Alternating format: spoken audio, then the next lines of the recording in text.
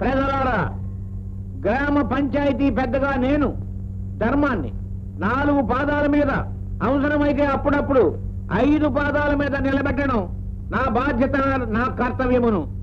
అందుకని నేను ఎంతగా కృషి చేస్తున్నానో మీ అందరికీ తెలుసు. మీరందరూ చప్పట్లు కొట్టబోతున్నారు, కొట్టేయండి, నేనేమనుకోను.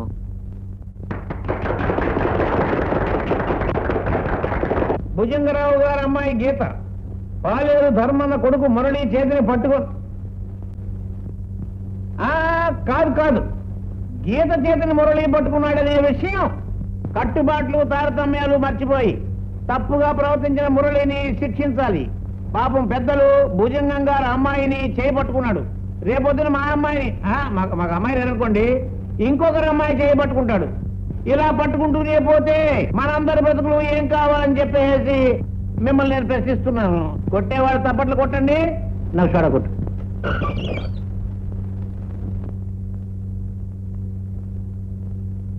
ఈ మురళిని ఈ పంచాయతీ మధ్య నిలబెట్టి 50 కొరడా దెబ్బలు కొట్టాలని నేను తీర్పు చెప్తున్నాను.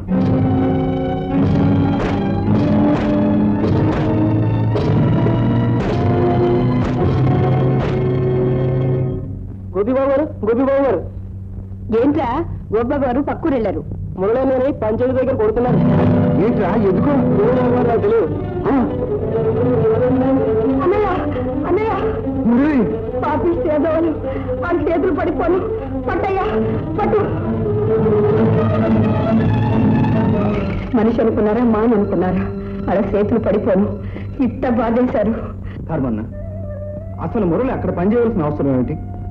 అది అవసరం కాదు బాబు, మా మొదట రాసిన తప్పనిసరి శాపం. కొందరు వస్తువులు తాకట్టెట్టుకుంటారు, కొందరు ఇల్లు వాకిళ్ళు ఎట్టుకుంటారు.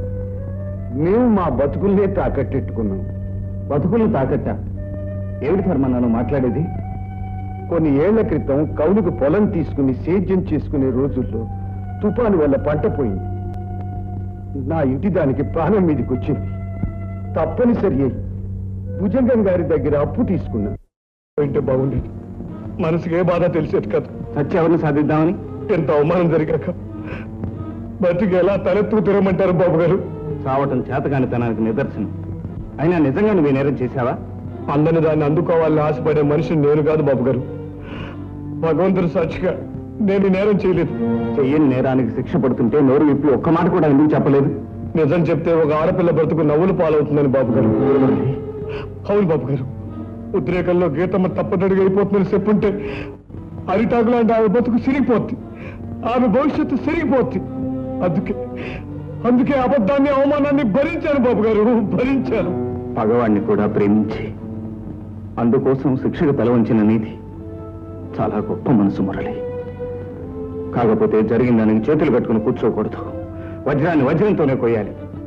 ఆ పెద్దవాళ్ళకు బుద్ధి వచ్చేటట్టు చేస్తాను. బాబు గారు పద. ఏమిటో లోకంలో